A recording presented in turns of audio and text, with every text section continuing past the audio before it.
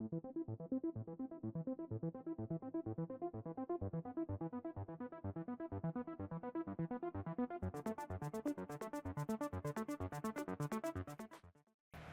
everyone, welcome back to the range. My name is Matt, also known as the King of Armor Destruction and the Armor Wizard Zap Zap. Got a body armor test for you all today. Trying to clear out all of the level 3A soft or rigid pistol armor that I have piling up in my basement so we can get back to our level 3 plus and 4. So I have a go big or go home for you today. This monstrous 18 by 18 panel is from HWin. This is a flexible 3A panel. It weighs 3.2 pounds and is approximately 13 millimeters thick or 510 thousandths. In full transparency, HWin contacted me and asked to perform a demo or review on their panel. I'm not sure why they've sent an 18 by 18 other than they wanted me to get as many shots as possible on a single sample. They do offer 8 by 10, 10 by 12, 11 by 14, etc. Here at my channel, we're, blended on the heavy side of data versus entertainment. I try to throw some dad jokes here and there, but sometimes they're not very funny. So I try to stick to a lot of NIJ constants. Since this is soft pistol armor, we shoot at 7 to 10 feet. We have a Proconal PAL digital DLX that we use to capture the velocity because that is key in determining an armor's performance. We also use a giant clay briefcase filled with Aroma Plastilina #1. I think today I actually have the off-brand Plastilina clay that will do nicely for us. It's about 80 to 85 degrees outside today and sunny and humid. I'm going to probably be covered in sweat by the time I'm done today. Basically, we're trying to find the upper limits of our 3A. We're going to shoot a bunch of random threats at it. I have a spreadsheet here at the beginning that I kind of foreshadow all the threats, and we fill it out at the end with the velocity if we capture it and whether it penetrated or not. I'm not sure if I'll need all of those spots that I've marked on our plate down there, but again, per the NIJ, I want to keep our shot spacing at a fair hit standard, so that's 2 inches apart from each other. Typically with polyethylene, you can stack rounds pretty close to each other, but we want to keep 2 inches and 2 inches from the edge. Up first, I have our CZ Scorpion Evo 3 S1 SBR. This has a 7.72 inch barrel on it. We get some pretty good velocities out of the 3 9mm loads that I have here. I have L7A1. There's a 124 grain full metal jacket going pretty fast. I have our Liberty Civil Defense 50 grain all copper round, known for speed and known for penetrating types of aramid fiber. Polyethylene presents more of a problem for it. And then I have some 115 grain black tip IMI Samson loads. Pretty much the black tip just means that it's a higher pressure. I'll take that shot last, our Liberty Civil Defense second, and then our L7A1 first. We'll mark a lot of these shots on the plate, and then after a few, we'll go down and check out what they did.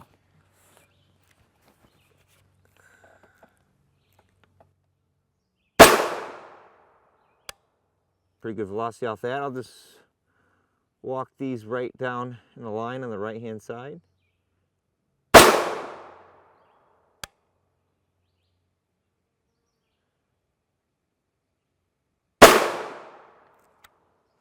Nice. This is where things get a little spicy for our 3A. I brought out our 16-inch ARV9 from Palmetto State Armory. It uses our CZ Scorpion Evo mags. Same shot order, IMI last, Liberty Civil Defense second, and the L7A1 first. We'll place these to the left of those last shots.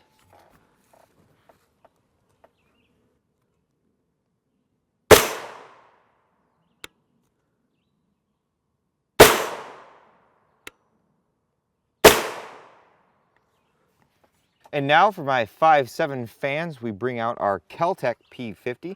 This is a neat little top loading. The top of the action breaks apart right here, and we use our FNP 90 magazines. This has an 8-inch barrel. We have some very common 5.7 loads here. We have the American Eagle TMJ 40 grain full metal jacket. We have SS197 SR, that is the sporting round, a 40 grain VMAX lead core. We have SS198 LF, that is a 27 grain OTM with an aluminum core. There is no steel inside of it. That is a 2020 lot. All the 2019 and newer lots have a cantilever. I haven't figured out why they added a cantilever other than maybe bullet identification. And then finally we have Vanguard Outfitters Black Dragon Fang. That is a 34 grain solid copper round. Going pretty darn fast, although I think I might have gotten a bum lot because some of the velocities on it have been pretty low. We'll take that shot last. Take a couple shots of SS-198 LF.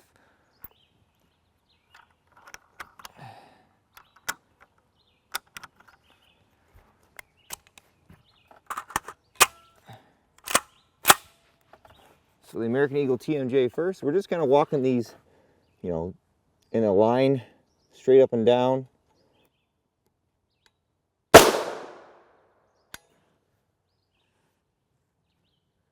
Yeah, really bad velocity on that American Eagle TMJ. Yuck. Now the SS-197. I've been noticing lately the American Eagle TMJ has not been cycling the action.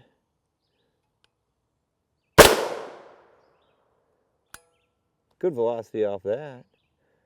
Now the SS-198.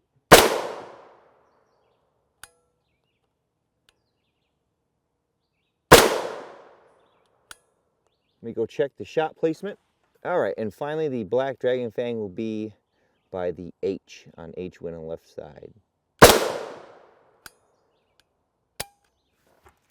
And now for a somewhat rare but interesting threat in 5.7. This is factory SB-193. This is a 60-61 grain projectile. The original lots that I had were 55 grain. I think they up the bullet weight to help it cycle in our 5.7. Typically the 55 grains never have an issue in our longer barrel lengths. This bullet is kind of peculiar in that it has a bimetal jacket that attracts a magnet, but it has a lead core. Given that it is subsonic, meaning below the sound barrier, it has some kind of weird ability to penetrate soft armor, even rigid. We have a Kestrel 22 added to our P50 here. I forget how much this is going to drop at this distance versus what I have sighted in, so I'll try to place this right in the center. 1040, so we were subsonic. You didn't hear that supersonic crack from that bullet. Forgive all the marks on the plate, but I believe we have all fair hits on here. Here was our L7A1 from the CZ, the Liberty Civil Defense, then the IMI, and then from the 16-inch, the same L7A1, the Liberty Civil Defense, then the IMI. Then we went over to our 5.7. Here was our American Eagle TMJ.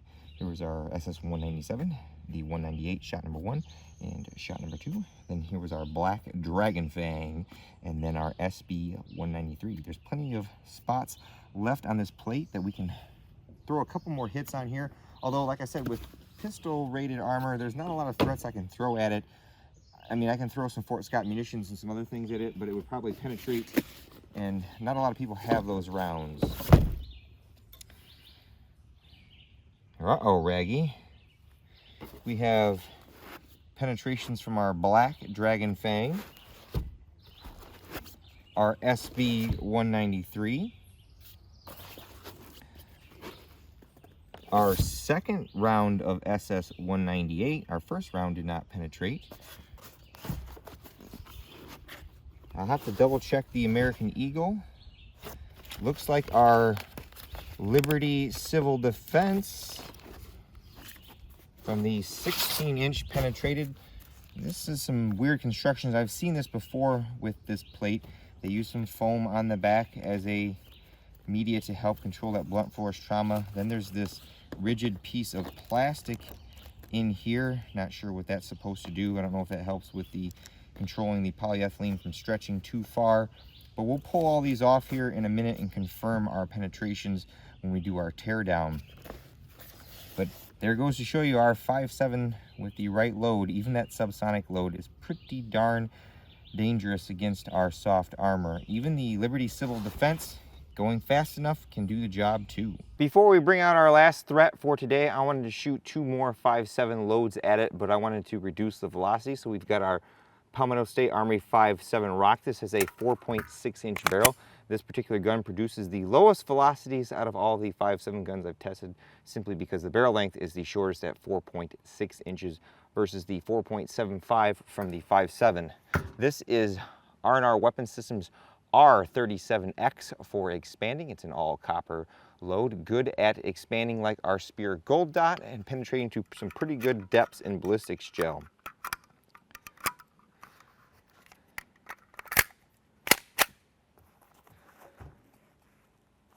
Get lined up here.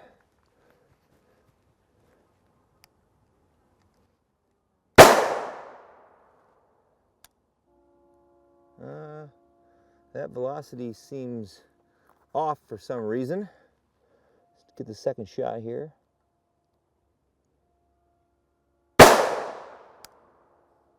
Much better velocity, right around 1900 feet per second that time. Now our final threat for our soft armor, I don't have a 44 Magnum, but fear not Jamie P. He rides me a lot in all my videos about getting a 44 Magnum. I have ordered a Desert Eagle 6-inch barrel in 44 mag to do some testing on in the future, but today I have 50 Action Express, the big guy. Now again, this is outside the purview of the NIJ. 50 AE slings heavier lead bullets going as fast, if not faster, than 44 Magnum. So I have a 300 grain Spear Gold Dot right here and a 300 grain jacketed soft point. I do believe this is an IMI bullet that they first offered when the Desert Eagle came online. I will take the jacketed soft point shot second, the Gold Dot first. In our prior testing, most panels stop this, but the back face is what becomes a concern. And this thing has been murdering my shooting bag because of the muzzle blast.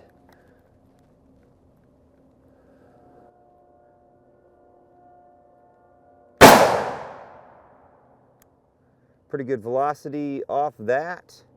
And now our jacketed soft point.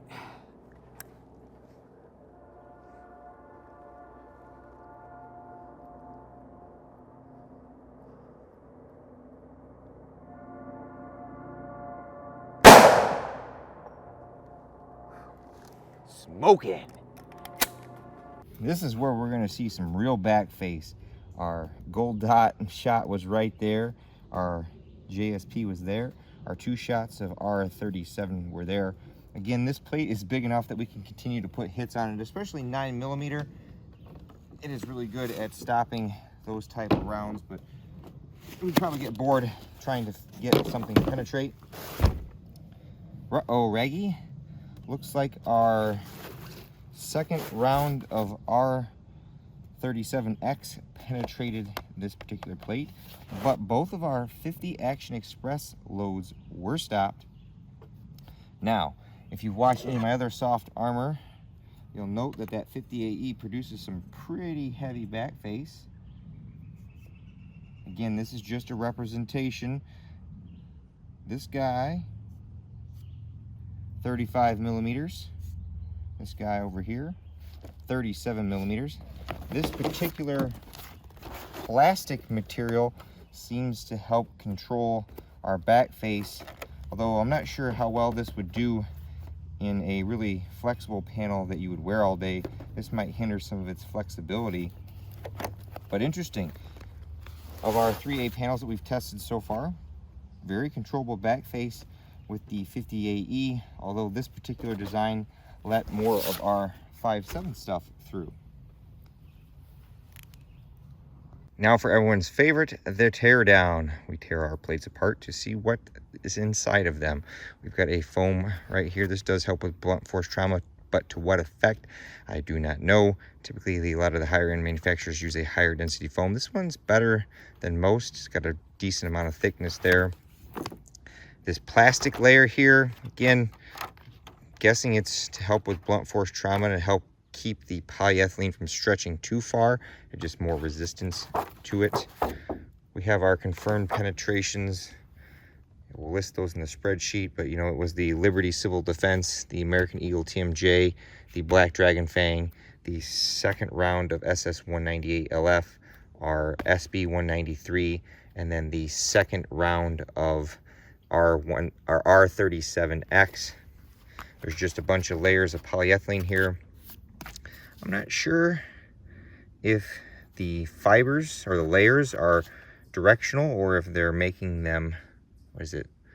Or if they're rotating each layer. It's really hard to see. These look like the layers are running this way, the fibers, and the same on these ones. My biggest point for better performance on any polyethylene that's soft is that we need to sew the outer perimeter, or at least sew the corners, so that the longer you can keep all of these layers together, the better it will perform. These come apart rather easily. See if we can find those big slugs here. Should be in here somewhere. Here's our SS198 LF. If it deforms like this, where it pushes the front over and mushrooms over, it typically will get stopped.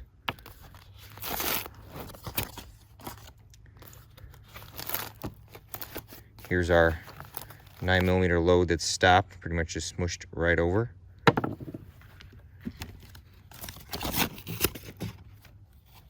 Here are our big two fatty 50 AE loads. The gold dot actually makes it further into the panel than the jacketed soft point, maybe because it expands earlier on, but it's pretty neat at how this material is able to slow down and stop bullets. Well, there you have it, Richard at HWin. I'd say your plate didn't do too bad. I probably didn't need the huge 18x18 panel. 2 10x12s probably would have better served us for our ballistic testing. But again, polyethylene is showing that it can take a lot of hits, and normally in close proximity. Only when we shot some obscure threats at them that are outside of the purview of the NIJ were we able to penetrate this particular plate. Again, I always offer constructive criticism towards the manufacturer or reseller of these plates to better their products based, again, on my experience, which is all redneck science. I have no doctorate or any kind of advanced engineering degree in any of this material science, but it's just all based on experience. We definitely need to somehow sew or contain the outside edges of these soft panels so that when they take hits, the layers can stay together, because when the layers stay together, they stop more rounds. Well, it's time for me to say sayonara and get the heck out of here. At the end of all my videos, I take a moment to thank all those who helped make these possible. Number one is my Patreon and Subscribe Star fans. I have a link tree in the description below, so if you want to click that and look at any of those ways to contact me or support me, that is appreciated. Number two is Richard over at HWin. Again, in full transparency, contacted me and asked for me to do a demo on his products. I like testing all different manufacturers so that we can find the best of the best, or if somebody comes out with a new material, that we can test it and see how it compares to current technology. And of course, number three is you all for watching. Until next time, I'll catch you at the range.